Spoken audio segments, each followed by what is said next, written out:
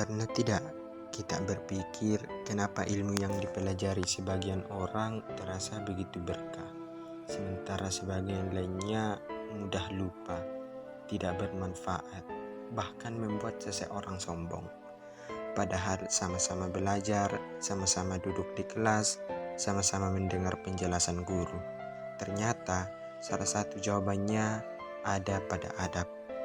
Karena dalam Islam, ilmu bukan hanya soal kecerdasan, ilmu juga tentang sikap, tentang cara kita menghormati orang yang mengajarkan ilmu itu kepada kita. Assalamualaikum warahmatullahi wabarakatuh. Perkenalkan, nama saya Ahmad Munzir. Pada audio digital kali ini, saya akan membahas tentang adab kepada guru ala Rasulullah Sallallahu Alaihi Wasallam. Di zaman sekarang, kadang kita terlalu sibuk mengejar nilai, sampai lupa menghargai orang yang mengajarkan ilmu kepada kita.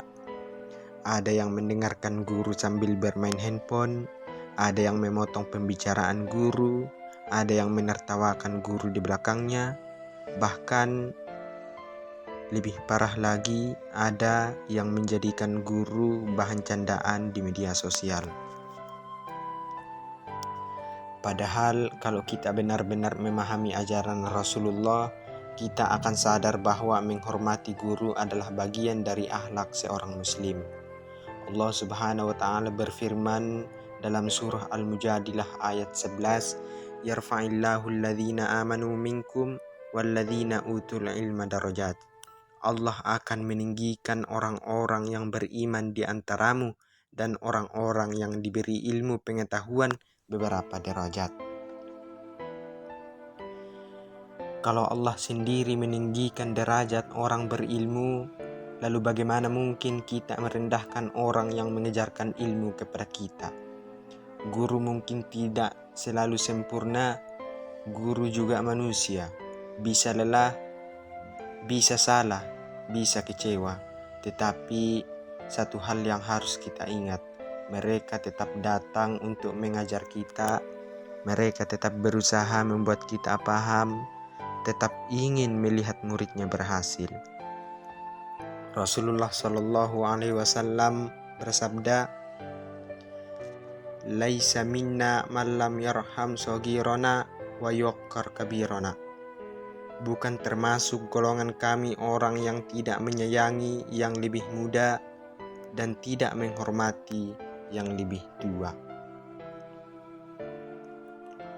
Rasulullah tidak hanya mengajarkan kita untuk pintar, tetapi beliau mengajarkan kita untuk tahu diri kepada orang yang berjasa dalam hidup kita.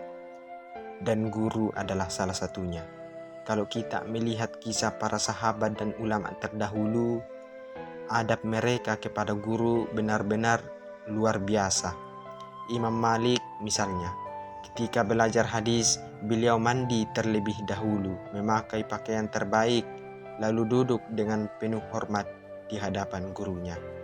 Karena beliau memahami bahwa ilmu harus dihormati.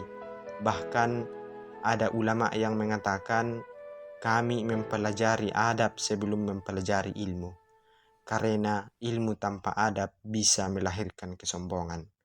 Hal ini banyak orang pintar, tetapi tidak semua memiliki akhlak.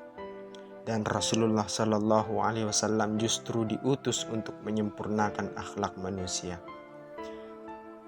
Innama bu'istu liutammima makarimal akhlak. Sesungguhnya aku diutus untuk menyempurnakan akhlak yang mulia. Adab kepada guru sebenarnya bisa dimulai dari hal-hal sederhana. Ketika guru berbicara, kita mendengarkan. Ketika guru menjelaskan, kita menghargai.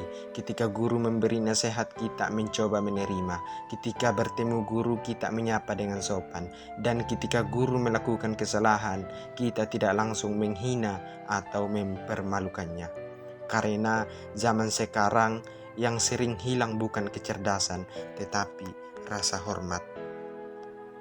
Apalagi di era digital, kadang seseorang merasa berani karena bersembunyi di balik layar handphone.